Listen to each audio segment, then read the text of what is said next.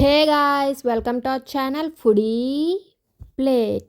ఈరోజు అయితే మీకు ఒక హెల్తీ అండ్ టేస్టీ అలాగే టమ్మీ ఫుల్ బ్రేక్ఫాస్ట్ రెసిపీ అయితే చూపించబోతున్నానండి. అదేంటో కాదు, రాగి సూప్. ఇది మనకి బ్రేక్ఫాస్ట్గానే కాదండి, నైట్ టైం డిన్నర్ బదులు కూడా ఇది తాగొచ్చు. అండ్ వెయిట్ లాస్ అవ్వాలి అనుకున్న వాళ్ళు కూడా ఇది తాగడం వల్ల టమ్మీ ఫుల్ ఉంటుంది కాబట్టి ఆకలి అనేది ఎక్కువగా వేయదు. సో చాలా ఈజీగా కూడా అయిపోతుందండి. ఇంకా లేట్ చేయకుండా రెసిపీలోకి అయితే వెళ్ళిపోదాం. ఫస్ట్ అయితే గ్రీన్ చిల్లీస్, ఆనియన్స్ చిన్న ముక్కల కింద కట్ చేసి పెట్టుకున్నాము. అండ్ క్యారెట్నేమో తురుముకుని పెట్టుకున్నామండి. సో ఇప్పుడు ఫస్ట్ స్టవ్ ఆన్ చేసుకుని ఒక గిన్నెలో వాటర్ వేసుకుని స్టవ్ మీద పెట్టేసుకోండి. వాటర్ మనకి బాయిల్ అయ్యేంత వరకు అయితే బాయిల్ చేసుకోవాలి. వాటర్ బాయిల్ అవుతున్న టైంలో ఇప్పుడు ఇంకో గిన్నెలో రాగి పిండి తీసుకోండి. మేమైతే పెద్ద స్పూన్తో 3 స్పూన్స్ దాకా తీసుకున్నాం. అంటే 4 టేబుల్ స్పూన్స్ దాకా రాగిపిండి అయితే తీసుకున్నాం. 4 to 5 టేబుల్ స్పూన్స్. ఇప్పుడు ఆ రాగిపిండిలో కొంచెం వాటర్ యాడ్ చేసుకుని మిక్స్ చేసుకోవాలండి. డైరెక్ట్ ఇలా రాగిపిండి బాయిల్ అవుతున్న వాటర్లో వేస్తే గడ్డలు కట్టే అవకాశం ఉంది కాబట్టి ఫస్ట్ రాగిపిండిని కొంచెం వాటర్ వేసుకొని అవి ఉండలేమి కట్టకుండా బాగా మిక్స్ చేసేసుకోండి. సో ఇప్పుడు ఇలాగ బాగా ఉండలు కట్టకుండా మిక్స్ చేసుకుని దాంట్లో వేసుకోవటం వల్ల ఇంకా అసలు ఉండలు కట్టదు. సో ఇప్పుడు ఈ విధంగా మిక్స్ చేసేసుకున్నాక ఇప్పుడు ఈ లిక్విడ్ని మనం బాయిల్ అవుతున్న వాటర్లోకి అయితే ట్రాన్స్ఫర్ చేసేసుకోండి.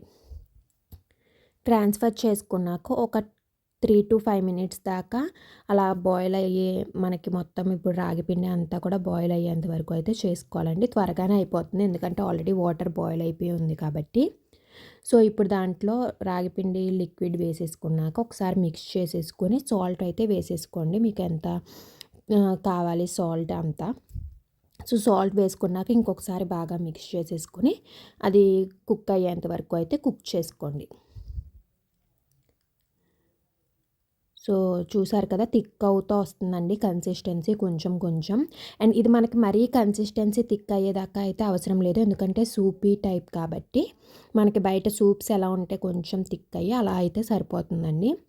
సో చూసారు కదా, కన్సిస్టెన్సీ థిక్ అయింది అంటే అయిపోయింది. ఇప్పుడు మనం దీంట్లో ఉల్లిపాయ ముక్కలు, క్యారెట్, పచ్చిమిరపకాయలు అలాగే కొత్తిమీర అన్నీ వేసేసుకుందాము. సో అవన్నీ దీంట్లోకి ట్రాన్స్ఫర్ చేసేసుకోండి. అండ్ వాటితో పాటు కొంచెం జీలకర్ర కూడా యాడ్ చేసుకుంటున్నాము. సో ఫస్ట్ జీలకర్ర యాడ్ చేసుకున్నాక తర్వాత ఈ వెజిటేబుల్స్ కూడా యాడ్ చేసేసుకుంటున్నాము. అవన్నీ యాడ్ చేసుకున్నాక ఒకసారి మిక్స్ చేసేసుకొని స్టవ్ అయితే ఒక 1 minute ఉంచుకొని ఆఫ్ చేసేసుకోండి, సరిపోతుంది. ఎక్కువసేపు అవి కుక్ అవ్వాల్సిన అవసరం లేదు. మిక్స్ చేసుకుని ఒక 1 to 2 minutes ఉంచుకొని స్టవ్ అయితే ఆఫ్ చేసేసుకోండి. స్టవ్ ఆఫ్ చేసేసుకున్నాక ఇప్పుడు దీంట్లో అయితే నిమ్మకాయ జ్యూస్ అయితే వేసుకుంటున్నాము. నిమ్మకాయ జ్యూస్ వల్ల పులుపు అది వచ్చి టేస్ట్ బాగుంటుందని అది కూడా యాడ్ చేసేసుకుని ఇంకొకసారి మిక్స్ చేసేసుకుంటే అంతే, చాలా ఈజీగా ఫాస్ట్గా అయిపోయి రాగి సూప్ అయితే రెడీ అయిపోయింది. చాలా టేస్టీగా ఉంటుందండి. మనం ఇప్పుడు బయట సూప్స్ తాగుతాం కదా రెస్టారెంట్స్లో, అలాగే ఉంటుంది. కానీ very very healthy and morning అయితే పక్కా తాగొచ్చు. ఇలా చేయడం వల్ల పిల్లలు కూడా చాలా ఇష్టంగా తాగుతారు, ఎందుకంటే వాళ్ళకు కూడా టేస్టీగా ఉంటుంది కాబట్టి. సో నెక్స్ట్ టైం మీరు కూడా పక్కా ట్రై చేసి ఎలా వచ్చిందో కింద కామెంట్ సెక్షన్లో చెప్పండి. వీడియో నచ్చినట్లయితే లైక్ చేయండి, అలాగే మీ ఫ్రెండ్స్ అండ్ ఫ్యామిలీతో షేర్ చేసుకోండి. మా ఛానల్ ఇంకా సబ్స్క్రైబ్ చేసుకోలేదా అయితే లేట్ ఎందుకు, వెంటనే సబ్స్క్రైబ్ చేసుకుని పక్కనున్న బెల్ ఐకాన్ క్లిక్ చేసి నోటిఫికేషన్స్ ఆల్లో పెట్టుకోండి. అప్పుడు మేము పెట్టే ప్రతి వీడియో రెసిపీ మీకు నోటిఫికేషన్ వస్తుంది. మిస్ అవ్వకుండా మీరు చూసి ట్రై చేసేయచ్చు.